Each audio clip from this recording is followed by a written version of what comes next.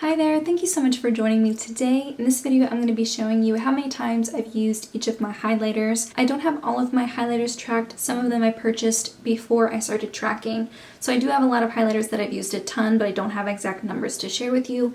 For example, my Mary Luminizer highlighter, I've hit pay on this. I've had this for several years. I've definitely used this a lot, but I don't know how many times I've used it. I also have some highlighters that I have used up, and I did feature those in How Long Does It Take to Use Up Makeup videos that I do on my channel occasionally. I've done one on a Becca highlighter, and I also did it on the Kevyn Aucoin Candlelight highlighter as well. I do have a video like this on my eyeshadow palettes and on my lip products, and I plan on doing this with blushes and maybe a couple other categories, so stay tuned for those. I'll probably do a new video every couple of weeks. So I have 13 listed. I'll have them all listed on the screen here. Before I get started, I want you to let me know which one do you think is my least used and which one do you think is my most used. So let's get started with my least used. I don't think it's going to be a surprise to most people that my least used is this one from Pur. It's the Afterglow highlighter. I purchased this, I think, in the middle or end of last year if I'm not mistaken, and I've only used this 5 times. I pulled this out in my makeup basket earlier this month because it's been so long since I've used it that I don't even remember if I like it. So I wanted to pull it out and use it a couple more times to see if it's something I think is worth keeping. I wore it yesterday and it's actually very beautiful. There's a reason why people love this so much. It's not a metallic blinding highlight. It's kind of like a candlelit glow. It reminds me a lot of the highlighter from Laura Mercier. I think it was in the shade 01. It was like their matte baked radiance highlighter. I had that forever ago, and this reminds me of it. I don't know if they're exact dupes though. I think this is really great for in-person makeup, or maybe you're going to be photographed and you want something that has a lip from within look without being like a stripe. I don't really have a ton of natural highlighters in my collection, so this definitely has a place, and now that I remember how much I enjoy it, it's definitely something I'll use more. My next one is one that is newer to my collection. I think it's the newest highlighter in my collection, so I'm not surprised I've only used it a handful of times. It's an Ofra Duo. It's the Snuggle Up Blush Highlighter Duo Compact. I'm pretty sure, from what I remember from the website, I'm pretty sure that this side, the highlighter side, is the shade Star Island, and the blush, I believe, is in the shade Bellini. I've only used it 6 times. I do have another highlighter from Ofra, and if you know anything about that formula, it is definitely very blinding and metallic, and I do like that. I do like a really shiny highlighter, so it's perfect for me, and I do like that it has a really light golden undertone. I find that I'm moving away from pinky highlighters and more into ones with more kind of goldy champagne undertones. I think that's just more flattering for my skin. I'm glad I have it. It's not an everyday highlight because it is so dramatic, but it is one that you can put a little bit on and really blend it in, and it'll give you a nice sheen without being too much. The next one is a little deceiving because I have used up one of these before, and it's the Cover FX Liquid Drops. This is in the shade Moonlight. This once again has a golden champagne undertone, and it's gorgeous, but it is very metallic. I've used up a little one of these before, but this one specifically I've used 7 times. I really love using it in the summer. It's also really nice on the body if that's what you're into, but I don't see myself needing to buy a full size of this anytime soon because you really only need a little bit, and it's not something that I use all the time. I definitely recommend trying to find the mini sizes or the travel sizes if you can. Sometimes these come in value sets, sometimes they come in like little sampler sets as well. As much as I love this, I could never see myself going through a full size, so I'm glad to have this little guy. The next 2 are highlighters from the same brand, and I really love them. And I've had them for a long time, and I'm not sure why I haven't used them more. They are the Laura Geller Baked Gelato Swirl Illuminators, and I have the shade Charming Pink and Peach Glow. So this pinky one is Charming Pink, and then this one is Peach Glow. They do have slightly different undertones, and I like using them depending on what makeup I have on the rest of my face. Beautiful formula, nice and glowy. I don't find that the formula has changed even though I've had them for a number of years. These were a cult classic for a long time on YouTube. I don't hear people talk about them as much, but I love them, and I definitely need to reach for these more. The next one is the powder form of the Cover FX Moonlit Drops, and it is a little travel size. It's also in the shade Moonlight.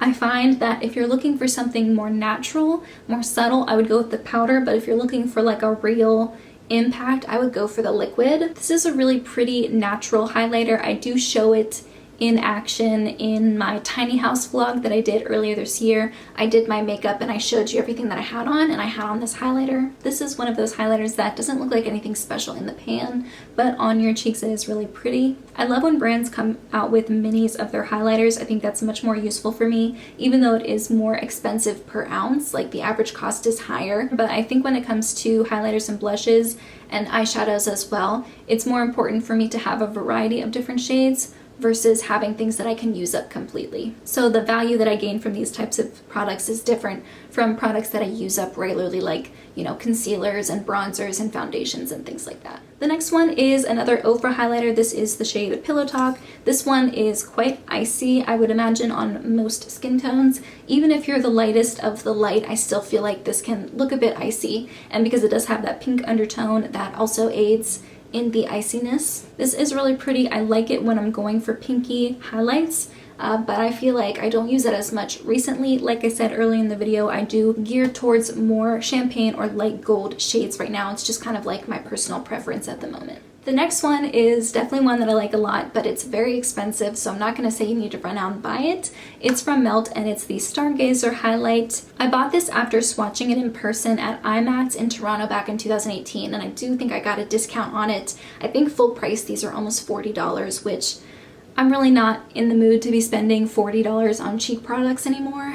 But this is super pretty, and because I own it, I do like to use it pretty regularly. The next one is one of my top highlighters, and I did buy a backup of it, which is something that I don't normally do. It was limited edition, and I had already used it so much that I figured I could finish it and use the backup, and that is the Becca Berlin Girl Glow Highlighter. This one was created by Hatisse, who I believe is a German YouTuber, and she came out with this. It's kind of like a champagne beigey highlight, but it has like reflex of pink and blue. It's very unique. I don't really own a lot like it. I do show you what this looks like in real time in my most recent Get Ready With Me, where I show you my favorite makeup at the time, and I was doing kind of like a mauve look. I used this because it went with the cool tones that I was working with. I love it. It's the most unique highlighter that I own, and if it is still available, I will link it below. The next one is the only cream highlight that I own, and it's from Colourpop in the shade Lunch Money. I currently have this in my Partners in Cream project pan. I mixed this with a little bit of the Flower Beauty blush bombs, and it creates like a creamy highlighter blush combination that I like to wear on my cheeks. It's what I'm wearing today, in combination with a powder blush and the Mary Luminizer highlighter on top. I love it, but I've said it before, I don't really love the packaging or the style of this type of formula. I feel like it dries out too quickly. So if Colourpop were to come out with a powder version of this or even a liquid version of it, I would be very keen to purchase it again after this is gone. So now we're in my top 3 used highlighters that I've tracked. The next one is a liquid highlight by Wet n Wild. It's the Hello Halo liquid highlighter in the shade Halo Goodbye.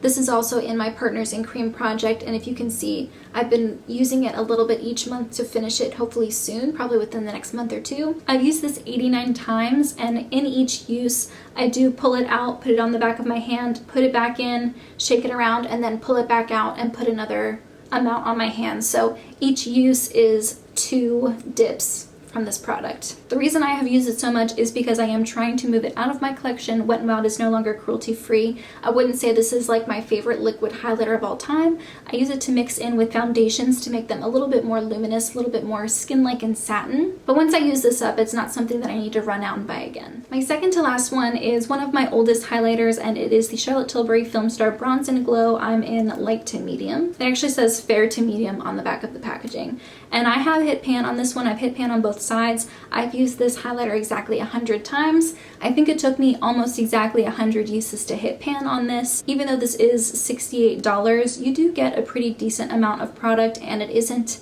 the easiest thing to use up, so it's not like you're gonna blow through it within a couple months time. It's a beautiful gold champagne. It looks really nice on my skin tone. They do have a deeper version of this. I like it. I hope to use this up someday.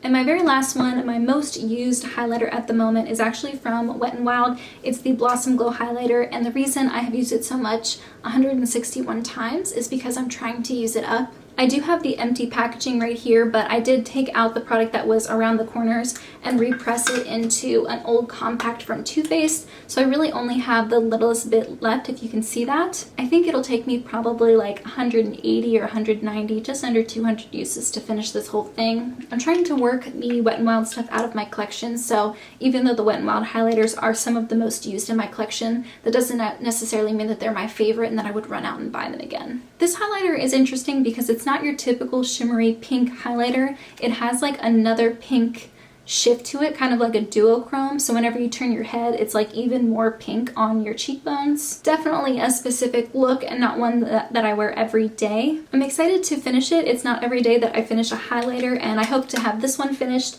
and the Mary Luminizer one done by the end of the year. Let me know if you were surprised by the numbers that I shared, what is my least and what's my used highlighter. Like I said, I do have 2 videos like this already, tracking uses of eyeshadow palettes and of my lip products, and I will have more videos like this coming in the future. But in the meantime, that's everything I have. Thank you so much for joining me, and I'll see you in my next video.